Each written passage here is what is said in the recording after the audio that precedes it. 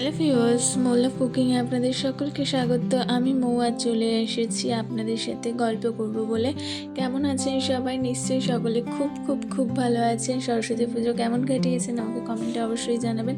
আজ মঙ্গলবার, নিরামিষ রান্না হবে, তো কী করবো বুঝতে পারছিলাম না। তো ঘরে মুগ ডাল আছে, তো ভাবলাম সবজি দিয়ে মুগ ডালই রান্না করে নিই। তো আমি এখানে কিছুটা মুগ ডাল নিয়েছিলাম, মুগ ডালটা সিদ্ধ করে নিলাম। এখানে আমি ফুলকপি, গাজর, মটরশুঁটি দিয়ে নিয়েছি। সিদ্ধ ডালের মধ্যে সবজিগুলো দিয়ে ভালো করে ঘেটে নিয়ে তারপরে পরিমাণ মতন জল দিয়ে দেবো। আপনারা চাইলে অন্য কোনো সবজিও দিতে পারেন, বা এই সবজি সিজনের সবজি দিয়ে যদি ডাল রান্না করেন তো খুব খেতে ভালো লাগে। অনেক সময় ডাল সিদ্ধ হতে চায় না, তো সেক্ষেত্রে আপনারা কিন্তু একটুখানি নুন আর কাঁচা সর্ষের তেল দিয়ে কিন্তু ডাল সিদ্ধ করলে খুব তাড়াতাড়ি ডাল সিদ্ধ হয়ে যায় এবং ডালটা ভালো গলে যায়। তো এখানে আমি পরিমাণ মতন জল দিয়ে নিয়েছি। আপনাদের যতটা পরিমাণে জল দিতে হবে ডালে ততটা পরিমাণে জল দিয়ে নেবেন। তো আমার ডালটা ফুটে উঠেছে, ডালটা নামিয়ে নিয়েছি। এখানে ফোড়ন রেডি করে নিয়েছি, দিয়েছি তেজপাতা, জিরে আর আদা বাটা দিয়ে একটুখানি ভালো করে লাল লাল করে ভেজে নিই। এর মধ্যে ডালটা কিন্তু দিয়ে দিলাম। এবারে ফুটে ওঠার পর ডাল ফুটে উঠে এর উপর দিয়ে কুচনো ধনিয়া পাতা দিয়ে দিলেই কিন্তু রেডি সবজিটা। তো এরকমভাবে আপনারা নিরামিষের দিনে ডালটা করতে পারেন। নুন মিষ্টি কিন্তু আন্দাজ মতন অবশ্যই দেবেন, নাহলে কিন্তু খেতে ভালো হবে না। যাই হোক, ডাল কিন্তু অলমোস্ট হয়ে গেছে। এবারে আমি একটা ফুলকপি নিয়েছি, ফুলকপিগুলো বড় বড় করে কেটে নিয়েছি। কেটে নিয়ে হালকা একটু সিদ্ধ করে জলটা ফেলে দিয়েছি। নিয়ে নিচ্ছি বেসন, একটুখানি হলুদ, কালো জিরে আর নুন দিয়ে ভালো করে বেসনের একটা ব্যাটার তৈরি করে নেবো। এখানে আমি ফুলকপির বড়া করব।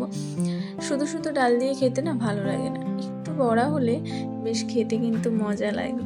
তো যাই হোক, এখানে আমি ব্যাটারটাকে ভালো করে ফেটিয়ে নিচ্ছি। লাম্পস থাকলে কিন্তু ভালো লাগবে না, এরকম একটা থিকনেস একটা ব্যাটার করতে হবে। খুব পাতলাও না, খুব মোটাও না, তাহলে কিন্তু বড়াটা টেস্টি লাগবে। এর মধ্যে একটু খাবার সোডা দিয়ে দিলাম যাতে বড়াগুলো ফোলে।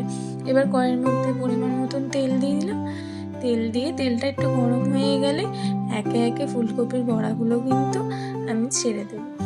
এখানে কপির মধ্যে বেসনের ব্যাটারটাকে ভালো করে মাখিয়ে নিচ্ছি। তারপরে তুলে দিয়ে এক্সেস যে ব্যাটারটা আছে সেটা কিন্তু ফেলে দিতে হবে একটু ঝেড়ে ঝেড়ে। তারপরে কিন্তু তেলে একে একে ছেড়ে দিচ্ছি। এরকমভাবে কিন্তু বড়াগুলো ভেজে নিলে খেতে ভীষণ মজার হয়। যাই হোক, সব বড়াগুলো আমি ভেজে নিচ্ছি। বড়া ভাজা অলমোস্ট আমার হয়ে গেছে। এরকম একটু লাল লাল করে ভেজে নেবেন। বড়াগুলো আমি তুলে নিই। ফুলকপির বড়া তো রেডি। এবারে আমি ধনিয়া পাতার বড়া করে নেব। কিছুটা জায়গায় মা ধনিয়া পাতার দানা ফেলেছিল, সেখানে বেশ সুন্দর সুন্দর ধনিয়া পাতা হয়েছিল। সেখান দিয়ে কিছুটা ধনিয়া পাতা আমি তুলে নিয়ে আসলাম। বেসনের সাথে মাখিয়ে এই গোটা গোটা ধনিয়া পাতাগুলোরই বড়া করে নিলাম। খেতে কিন্তু অসম্ভব সুন্দর লাগে, দেখতেও ভীষণ সুন্দর লাগে, দেখেছেন তো? তো এরকম আমি ধনিয়া পাতার বড়া করে নিয়েছি। এরকমভাবে ধনিয়া পাতার বড়া দিয়ে ডাল দিয়ে খেতে কিন্তু দারুণই লাগে।